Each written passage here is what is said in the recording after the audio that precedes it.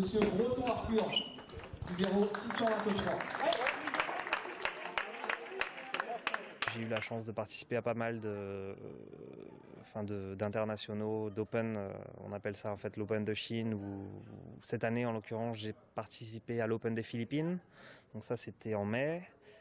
J'ai participé à l'US Open, les internationaux des États-Unis, donc c'était à Las Vegas début juillet. Et en août, j'ai également participé aux internationaux de Chine. Donc là, c'était à Chengdu, donc en Chine. Donc c'est génial pour moi de pouvoir jouer dans ces tournois avec le gratin du ping mondial. C'est vraiment on peut s'échauffer à côté du champion olympique, du champion du monde en titre.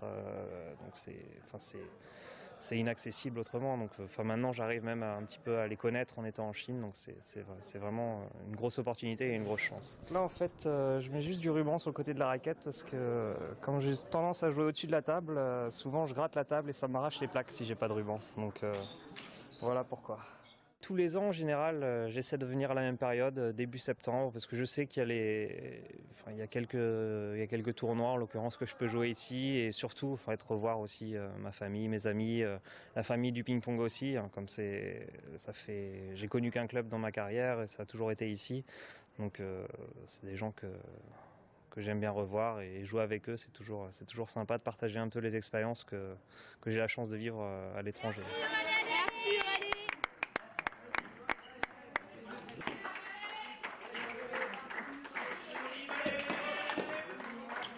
Arthur est également, accessoirement, et pour l'anecdote, le coach des Maldives et le coach de la Jamaïque. En Chine, j'ai rencontré l'ambassadeur des Maldives, donc, qui pour le coup est également le président de la fédération des Maldives de tennis de table. Donc, il m'a vu jouer, il m'a demandé, à ce moment-là, donc il cherchait aussi des joueurs pour venir aux Maldives et partager l'expérience, entraîner un petit peu les joueurs. Donc j'ai depuis, je vais tous les ans ou parfois 2 fois par an donc aux Maldives où je suis invité pour aller jouer avec leur équipe nationale et entraîner leurs joueurs.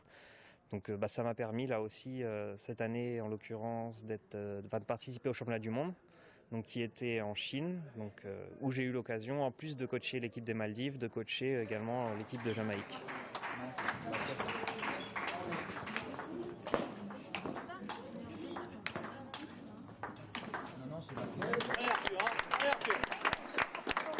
Tu te précipites sur tous les points, tu vois, ton service, tous tes derniers services, tu serres long dans son coup droit, t'attends, tu démarres. Pareil, dès qu'il te top, tu te précipites en contre-top. T'attends même pas que la balle rebondisse, tu fais déjà un grand geste. Prends-la tranquille la première, t'as eu des bords verts, mais contrôle-la un petit peu. Ton service, il faut qu'il soit court. Premier set, tu gagnes, tu serres court, il pousse tout, tu démarres tranquillement. Rotation, derrière, il sait pas la bloquer. Puis quand le jeu est parti, Nico, il faut que tu l'enfermes dans le revers. Il est tout de suite monté à un niveau intéressant en jeune, donc il a été champion de ligue, il a gagné les interligues avec le club et puis il est arrivé rapidement en équipe 1. Il a été dans les meilleurs du département, puis de la région. Il a ainsi intégré le centre de haut niveau à Nantes.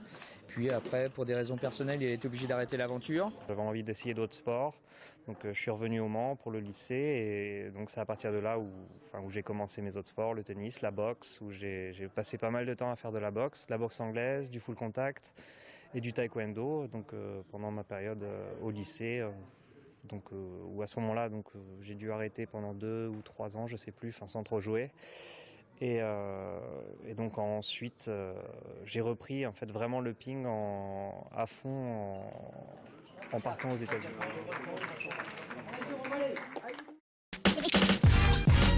One love.